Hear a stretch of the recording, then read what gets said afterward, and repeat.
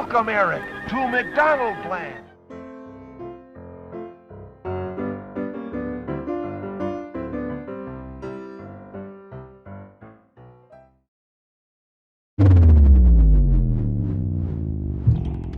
Creepy clowns running around cemeteries and city streets scaring people. There have been reports around the country.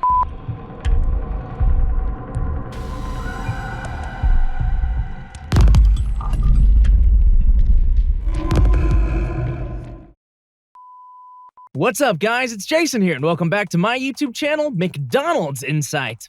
When it comes to the history of McDonald's, there are tons of exciting stories and controversies to discuss. Americans are addicted to fast food as much as a good story, and few stories are as intriguing as the history of McDonald's mascots. I'm sure you've heard of Ronald McDonald, but have you heard of Speedee the Clown? If you haven't, you're in for a McFlurry. Hold the M&Ms.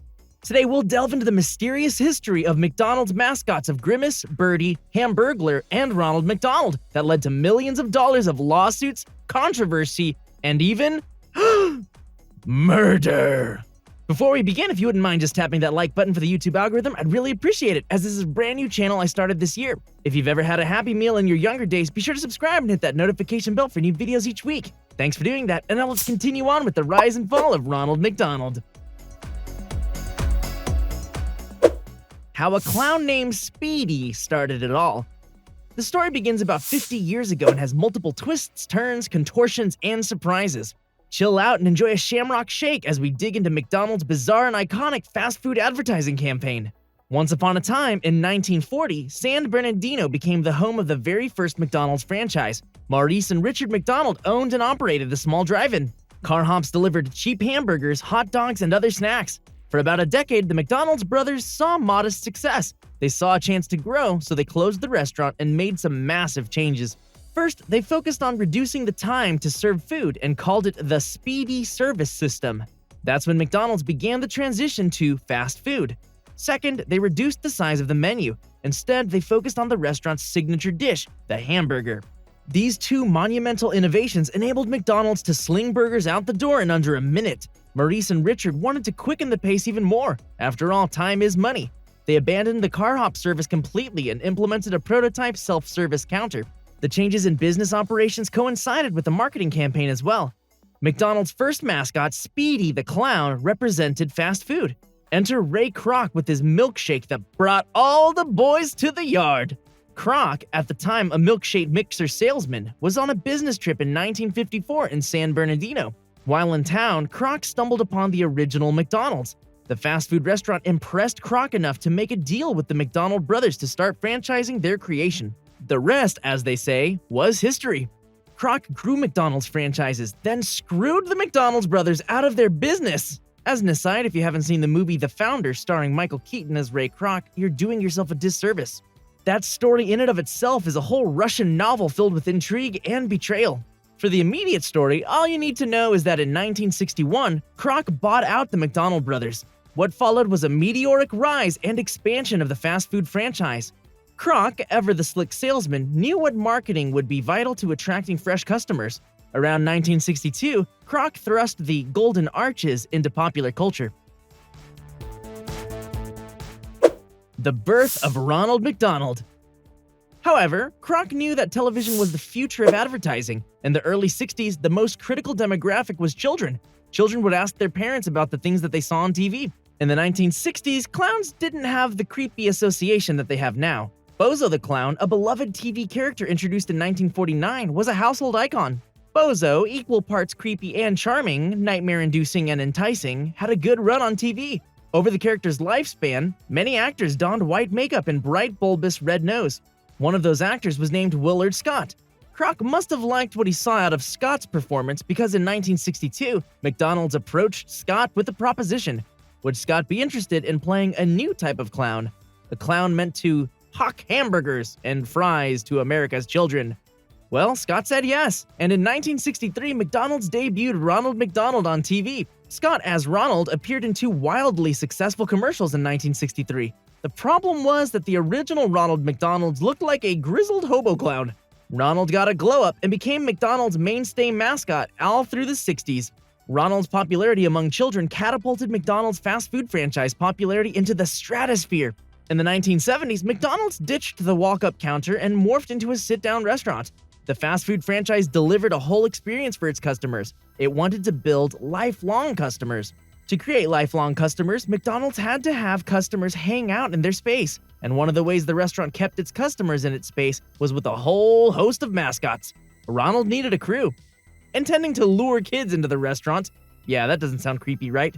McDonald's took advantage of the ballooning popularity of Saturday morning cartoons. It will be no surprise that cartoons weren't just great for fun, but also a boon to advertising. Companies cheaply produced cartoons as 30-minute-long advertisements to children interspersed with more minor commercial breaks, which also advertised to kids. Like little addicts, children wanted to consume everything that they saw on their boob tube. Toys, candy, games, and cereal all hooked children. Cereals were especially effective. What do the Trix, Cocoa Puffs, and Lucky Charms have in common? A disgusting amount of sugar, unique mascots, and mind-piercingly catchy show tunes. The ads mimicked cartoons with their universe, tricks, treats, and stories. They also provided the perfect vehicle for selling to kids. The weird, plagiarized world of McDonaldland. The fast food giant tapped Needham, Harper, and Steers in 1970 to get into the lucrative TV child manipulation market. Their marketing agency's pitch was equal parts unique and bizarre. Needham et al. Created a magical land filled with many marketable mascots called McDonaldland. McDonaldland's denizens included Ronald McDonald, Mayor McCheese, Officer Big Mac, and the Professor. There was Captain Crook, the Hamburglar, and Evil Grimace as foils to each of these characters. McDonald's ran with the concept and created a series of TV commercials set in the magical McDonaldland. The mascots of McDonaldland worked and played in and among McDonald's menu items. Burgers, fries, and shakes acted the geography of McDonaldland. The basic storyline was the same for almost every commercial. Ronald McDonald and a kid hung out in McDonaldland and had an adventure. Each adventure took place with a specific menu item in mind, and the plot would revolve around that particular menu item. The commercials were memorable and weird.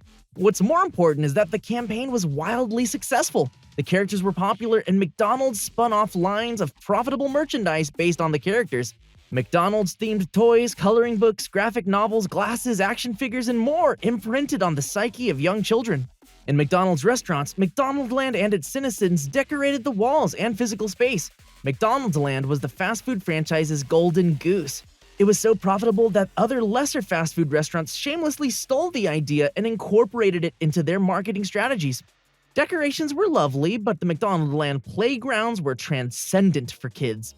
Mayor McCheese and Officer Big Mac invited kids and their friends into their own little fantasy McDonaldland at any store with a playground. Children could glide down Captain Crook's twisty slide, race down the Professor's slide, play on an apple pie tree, or the Hamburglar swing. Some locations even had a death trap Grimace bouncy area. It was a cage with unyielding metal bars. Nothing quite says family fun like a milkshake and a concussion, right? Bodily harm notwithstanding, children loved McDonaldland commercials and the playgrounds. McDonald's became a fun destination, and the mascots contributed to McDonald's incredible growth throughout the 70s. However, not everything was well in McDonaldland. A legal storm was bubbling just underneath the melted cheese of McDonaldland's surface. If you can't trust a slick marketing agency when ungodly amounts of money are at stake, who can you trust?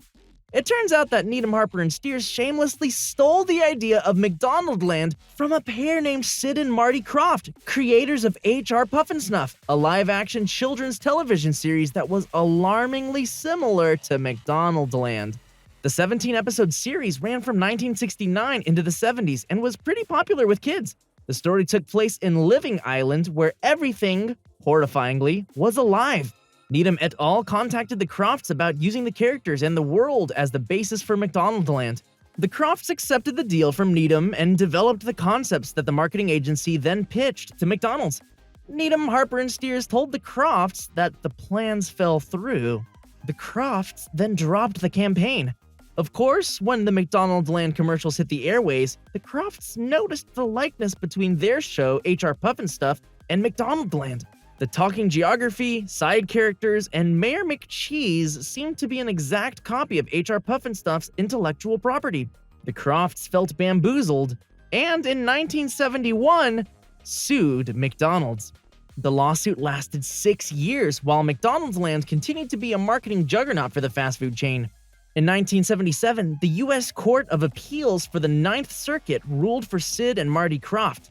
Judges Carter, Goodwin, and Sneed found McDonald's guilty of copyright infringement and had to pay the Crofts $1 million in damages as part of their settlement. Accounting for inflation, that is a little more than $4.5 million today. The court found that McDonald's infringed on the broader look of HR Pufnstuf, but did not infringe on a specific character. As a result, McDonald's got time to refurbish and overhaul McDonaldland and its characters. While McDonald's adjusted their McDonaldland marketing campaign, McDonald's first female mascot named Birdie the Early Bird emerged. She was a yellow bird wearing a pink jumpsuit, flight cap, and a white scarf. Birdie advertised McDonald's breakfast menu. Around the time Birdie came out, McDonald's started to reduce McDonaldland to a husk of its former self. The lawsuit forced major overhauls, no more live-action characters. Then, Mayor McCheese and Officer Big Mac were retired. Even with these changes, the courts ruled that McDonald's was still infringing on Croft's intellectual property. As a result, McDonald's redesigned the Professor and Captain Crook, but to no avail. In 1985, McDonald's permanently retired Mayor McCheese. Fat kids and creepy clowns. We lost McCheese, but gained Nugget Buddies. How you feel about that change depends on how you think about the buddies. McDonald's made McDonaldland more cartoonish and redesigned the Hamburglar into a buffoonish hamburger-stealing oaf. The lawsuit was a thorn in the side of McDonald's mascots, but in the early 2000s, the childhood obesity epidemic and increasing attention to nutrition made mascots public enemy number one. The McDonaldland characters took on a new context. Instead of being a goofy marketing campaign born in the 1960s, Ronald McDonald, Grimace, Hamburglar, and Birdie were seen as an insidious marketing strategy contributing to fat kids and fat adults. McDonald's retired the characters under withering public scrutiny.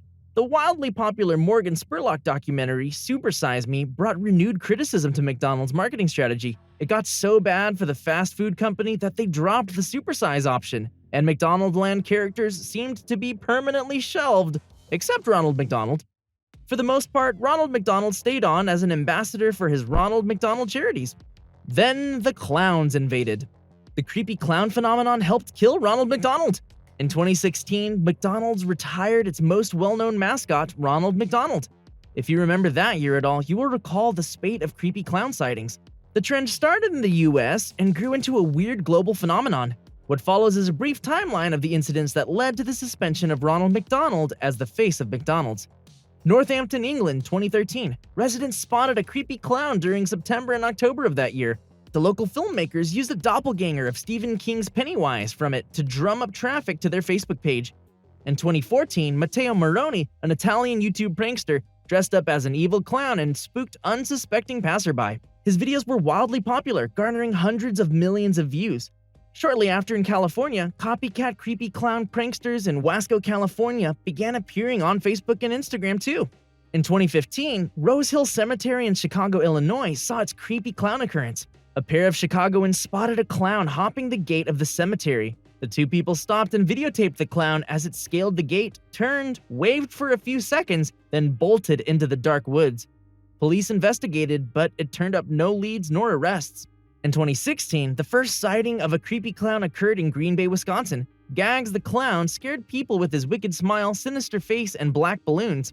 Shortly after Gags threatened the people of Green Bay, writer, producer, and director Adam Krause took to Facebook and revealed that the clown was his attempt at a small viral marketing campaign for his short film title, Gags the Clown. The marketing campaign saw wild success and got coverage in Ireland, Brazil, and Germany. Creepy clown sightings may have started as a prank, but 3 clowns in Syracuse, New York chased kids and traumatized them. In addition, there were several credible reports of clowns trying to lure kids into the woods surrounding an apartment complex in South Carolina. Copycat clown pranksters and the general unease about the phenomenon forced McDonald's hand. In 2016, the fast food giant put out a statement discussing the current climate around clown sightings in communities. As a result of the creepy clown climate, Ronald McDonald has kept a low profile and remains on the sideline. What do you think? Will we ever see the likes of Grimace, Birdie, Hamburglar, and Ronald McDonald ever again? Probably not. The public has moved on from the McDonaldland characters, but let me know what you think. This is your very own clown, Ronald McDonald. Hoping I'll see you next time, live and in person at McDonald's. So with that said, thank you so much for watching my video. There was a significant amount of Big Mac eating that went into making this video possible. If you haven't seen already, check out my Hamburger Insight YouTube series or How Did In-N-Out Become So Popular? As always, stay happy and healthy and stay tuned for another episode of Company Insight next week.